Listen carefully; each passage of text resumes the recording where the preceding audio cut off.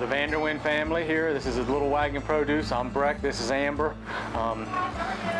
We've had a fruit stand here for 30 years. Now started as a 4-H project with a little wagon, and that's where the name came from. It was a little wagon with a money box, and it's grown now to include several greenhouses and refrigerated products. But our main product that we grow here is sweet corn. This is part of our larger family's farm, and we do other things. We have chickens, and we also have field crops and other things. Our main product is sweet corn. We grow probably a little over 30 acres of sweet corn. We sell almost all of it here. We do sell to a couple other neighbors that have their own little stands, and we sell to them. But most of it is sold right here at our stand. If we have some surplus, we will try to find a market for it. We grow 2 or 3 acres maybe of other vegetables, squash, cucumbers, eggplants, a few tomatoes here and there, mostly of a specialty type like a yellow tomato or cherries or grapes or something smaller. We tend to purchase most of our regular tomatoes and then all of our cantaloupes and watermelons because so many other people grow them that it's just easier for us. We can't quite keep up anymore. A couple acres of pumpkins, winter squash and things like that. As far as the community goes through, we work with, when we have surplus products, sometimes we'll work with the food bank and also the Teen Challenge. We have a lot of sweet corn. Like right now, we're in a process of where we're having, with all the heat and the rain we've had, we're having sweet corn ripen so fast we can't pick it all. So we have a situation like that, we will call them up and we'll go through some of that. We have 3 greenhouses that we grow flowers in now. This is our cell house, and the other 2 up the road we grow in, and that's been a growing business the last, we probably started about 15 years ago with the flowers, and the last 3 or 4 years it's really picked up here, especially with all the pandemic and the virus. A lot of people have been trapped at home or at home, and they've really wanted to decorate their houses or wanted to get out and have some color, and for some reason the last 2 years the flowers have really done super.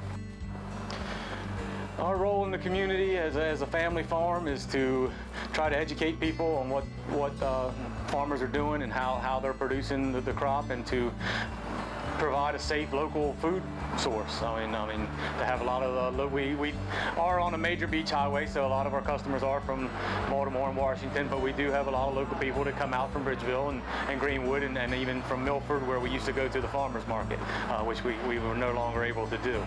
But so that I'd say that was our major role, and then to help out in any way, we planted to help Bridgeville. We planted the flower pots in the town of Bridgeville, and you do what you can when you're asked, if you're asked to do something. We donate to local sports. Donate to local schools. Little League team. Yep, we do sponsor a Little League team, and I've taken flowers into the teachers on Mother's Day, and they take them and plant them in little cups, and the kids take them home. So.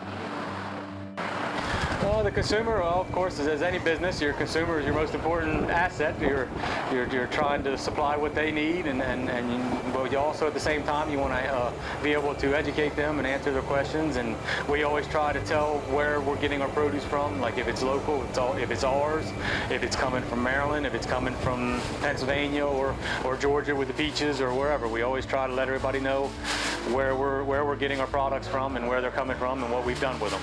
We are not an organic farm. We don't spray any more than we have to because you don't want to. It's too expensive. But we try to let people know what we're doing and how we're doing it and where their food is coming from. As a consumer coming here and buying, the way they could help us is to be understanding when one of our products is not on. One of our products is, understand that we're at the mercy of the weather in a lot of situations. If you have a big pouring rain and your tomatoes are flooded or your squash plants are blown, and we had a huge windstorm the other night, and all the flowers you can see out there are blown all crooked. Well, it did the same thing to our sweet corn, so we had a shortage of bicolor corn. They have to be understanding that the farmer is kind of at the mercy of the weather a lot of times, and it's out of our control as to sometimes what plants are and what products are ripe and ready at what times. And most of our customers here are understanding, like I said, because over the years we've explained to them and told them why things are available when they're available. Right now we have a lot of folks asking for local tomatoes and local watermelons, but it's just not, middle of July, it's just not quite the time yet. They're just not quite ready.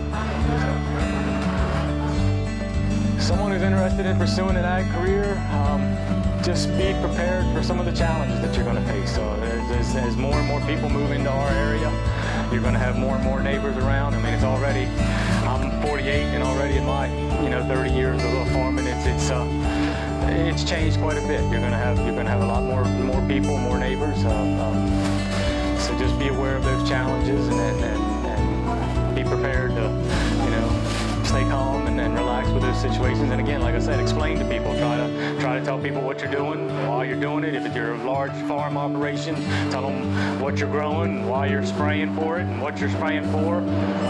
Most people are willing to learn and listen and understand what you're trying to do. Just if they don't know, then that's when misunderstandings can happen. Other than that, it's a long summertime job. It's a lot of hours. It's a hard job some days. I mean, you got some years are up, some years are down. Some, like I said, a lot of people that we're dealing with here are on their vacation. Our vacation's in the winter. You're off a little more in January, February, and March, where you can have a little more time to do things than you do now. Because now is when you have to have things ready, and you have to get done what you have to get done, and you just got to understand that it's going to be a long day.